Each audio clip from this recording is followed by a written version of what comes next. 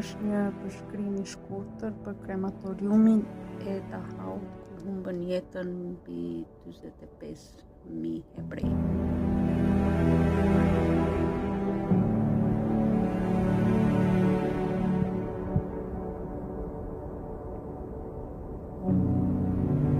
Kjo zona këtu kanë qenë të gjitha baraka, ku janë strehuar pjesa tjetër e të burgosurve, të cilët kanë qenë gati për ekzekutim, domethënë të sëmurët ose të pamundrit të punuar. Dhe më pas transportoheshin për në krematorium. Këto janë vendet ku ata kanë fjetur krevatet e këtyre njerëzve.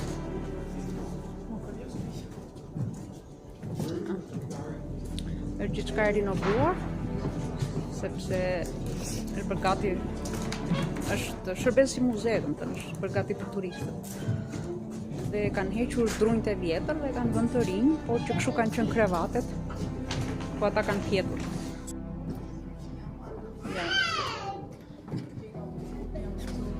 Shikoni sa e tmeshme dhe kur e shikon në këtë në korat që jetojmë sot. Ne të mendosh që këtu kanë fjetur në të tilla krevate 45.000 hebrenj. Pamje që nuk ka nevojë fare për koment.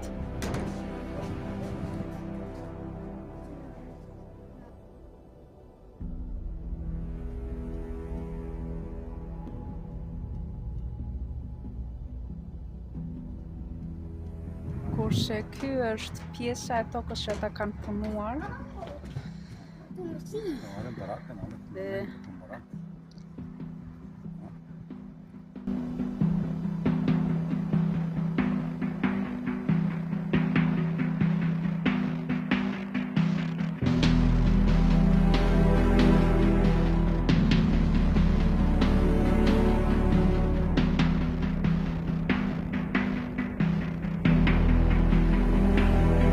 kurse ky është vendi ku janë vrarë, janë ekzekutuar hebrejt, ose si quhet ndryshe krematoriumi. Nuk e di se si mund të jetë bërë procesi, por sipas tyre këtu janë vrarë. Ne shohim çka ka këtu. Asja. Skulptura e vogël e Jezusit për t'i rikujtuar.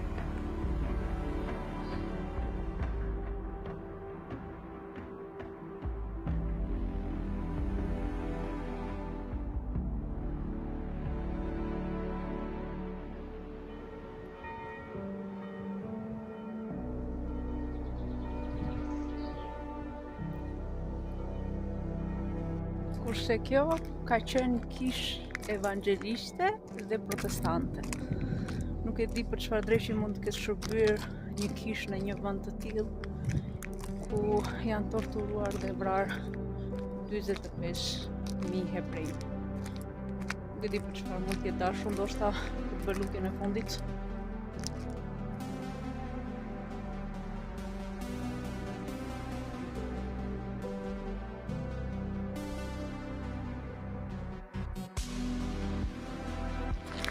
Këtu është godina ku janë bërë ekzekutimet me ujë me gaz. Janë futur në përdushe dhe më pas janë djegur me gaz. Dhe ty mi dilte të ka pjesa e hoxhakut.